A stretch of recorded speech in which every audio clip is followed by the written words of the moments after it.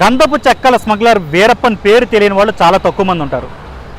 అయితే మొట్టమొదటిసారిగా తనను అరెస్ట్ చేసి వీరప్పన్ అనేవాడు ఒకడు ఉన్నాడు, కర్ణాటక తమిళనాడు బార్డర్లోని అడవుల్లో ఒక నేర సామ్రాజ్యాన్ని నెలకొల్పాడు, ఇతన్ని అరెస్ట్ చేయకపోతే చాలా దురాఘాతాలు చేస్తాడని ప్రపంచానికి ప్రభుత్వాలకి తెలియజేసిన వ్యక్తి మన తెలుగువాడు. ఆయనే పందిళ్ళపల్లి శ్రీనివాస్. ఆయన ఇదే రాజమండ్రిలో పుట్టారు, పెరిగారు, చదివారు. చివరికి ఉద్యోగ నిర్వహణ రీత్యా కర్ణాటకకు వెళ్ళారు. అక్కడ ఫారెస్ట్ అధికారిగా సేవలు అందిస్తూనే వీరప్పన్కు సంబంధించిన అనేక అన్యాయాలు ఏవైతే ఆయన చేస్తున్నాడో వాటన్నిటిని బయటపెట్టాడు. ఇలాంటి అరుదైన ఘనత సాధించిన పందిళ్ళపల్లి శ్రీనివాస్కు సంబంధించిన మరిన్ని విశేషాలు తెలుసుకుందారండి. ఇప్పుడు మనం నిలబడి ఉన్న రోడ్డు పేరు కీర్తి చక్ర పందిళ్ళపల్లి శ్రీనివాస్ రోడ్డు. శ్రీనివాస్ చేసిన త్యాగానికి గుర్తుగా ఆంధ్రప్రదేశ్ ప్రభుత్వం ఈ రోడ్డుకి ఆయన పేరు పెట్టింది. ఎదురుగా కనబడుతున్న ఇల్లు ఏదైతే ఉందో అదే పందిళ్ళపల్లి శ్రీనివాస్ ఇల్లు. ఆయన అక్కడే పుట్టారు. ప్రస్తుతం ఆ ఇంట్లోపలికి వెళ్ళి అక్కడ పరిస్థితి ఏంటో చూద్దాం.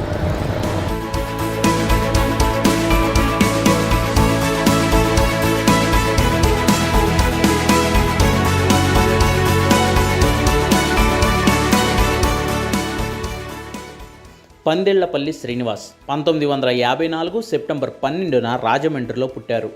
సివిల్ సర్వీస్లో ర్యాంక్ సాధించి ఫారెస్ట్ అధికారిగా కర్ణాటకలోని చామరాజనగర్ అడవులకు వెళ్లారు. అది తమిళనాడు బార్డర్లో ఉంది. అప్పటికే అక్కడ వీరప్పన్ స్మగ్లింగ్ సామ్రాజ్యాన్ని నెలకొల్పాడు. వీరప్పన్ 1986లో ఒకరోజు శ్రీనివాస్కు దొరికిపోయాడు. వీరప్పన్ ఇచ్చిన సమాచారంతో తన స్థావరాలపై దాడులు చేసిన శ్రీనివాస్ వీరప్పన్ దాచిపెట్టిన గంధపు చెక్కలు, ఏనుగు దంతాలను స్వాధీనం చేసుకున్నారు. అయితే శ్రీనివాస్ ఈ దాడుల కోసం కర్ణాటక, కేరళ, తమిళనాడు అడవుల్లో తిరుగుతున్న టైంలో ఒక రాత్రి పోలీసుల దగ్గర నుంచి వీరప్పన్ తప్పించుకుని పారిపోయాడు. దీనిపై అప్పటి పోలీసులపై అనేక ఆరోపణలు వచ్చాయి. ఈలోపు శ్రీనివాస్ను ట్రైనింగ్ కోసం అమెరికా పంపించింది భారత ప్రభుత్వం. తమిళనాడుకు చెందిన ఫారెస్ట్ ఆఫీసర్ చిదంబరాన్ని వీరప్పన్ కిడ్నాప్ చేసి అత్యంత దారుణంగా చంపేశాడు. దీంతో మొదటిసారి భారత ప్రభుత్వం వీరప్పన్పై దృష్టి పెట్టింది. వీరప్పన్ అరాచకాలు పెరిగిపోవడంతో ప్రత్యేకంగా ఏర్పడిన స్పెషల్ టాస్క్ ఫోర్స్ కోసం శ్రీనివాస్ను అమెరికా ట్రైనింగ్ నుంచి వెనక్కి పిలిపించింది ప్రభుత్వం. 1990 జూన్లో టాస్క్ ఫోర్స్లో చేరిన శ్రీనివాస్ స్మగ్లర్ వీరప్పన్ చుట్టూ ఒక ప్రత్యేకమైన నెట్వర్క్ని ఏర్పాటు చేశాడు. అన్నగారు 1979లో కర్ణాటక క్యాడర్కి సెలెక్ట్ అయ్యాడండి. ఐఎఫ్ఎస్ ఆఫీసర్ కింద సెలెక్ట్ అయ్యాడు.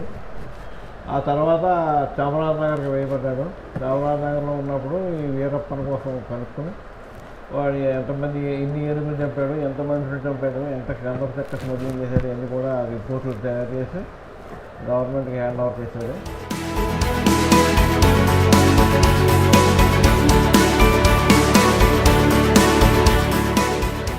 వీరప్పన్ సొంత ఊరు గోపీనాథంలో ఫ్రెండ్స్ ద్వారా సేకరించిన విరాళాలతో మరియమ్మన్ దేవాలయాన్ని కట్టించాడు శ్రీనివాస్. ఇది వీరప్పన్ను మరింత రగిలిపోయేలా చేసింది. కానీ తన అనుచరులు కూడా శ్రీనివాస్ చర్యలతో చెట్లు నరకడానికి రాకపోవడంతో వీరప్పన్ పూర్తిగా ఒంటరివారయ్యాడు.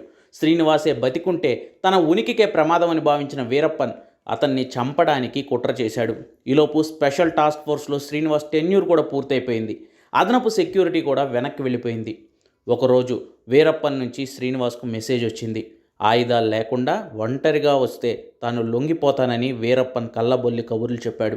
వీరప్పన్ను నమ్మొద్దు అని చాలామంది చెప్పినా శ్రీనివాస్ మాత్రం ఆ ఛాన్స్ తీసుకోవాలనుకున్నాడు.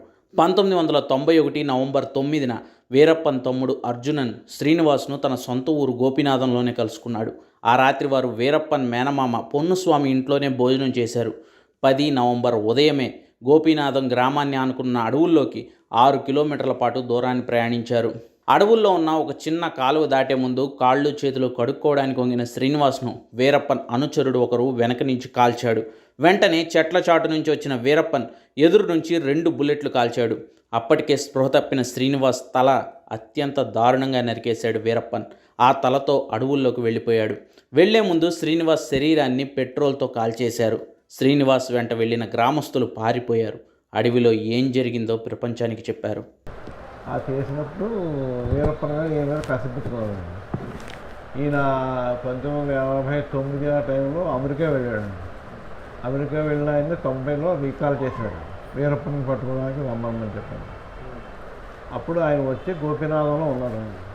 గోపీనాథంలో విలేజెస్ అందరికీ కూడా చిన్న చిన్న పోస్టులు, వాచర్ పోస్టులు, ఈ వాటర్ మ్యాన్ చాలామందికి ఇచ్చాడు. అన్ని ఉద్యోగాలు చేసి ఎవరికీ కూడా ఫీడింగ్కి ఇబ్బంది లేకుండా చేశాడు ఆయన.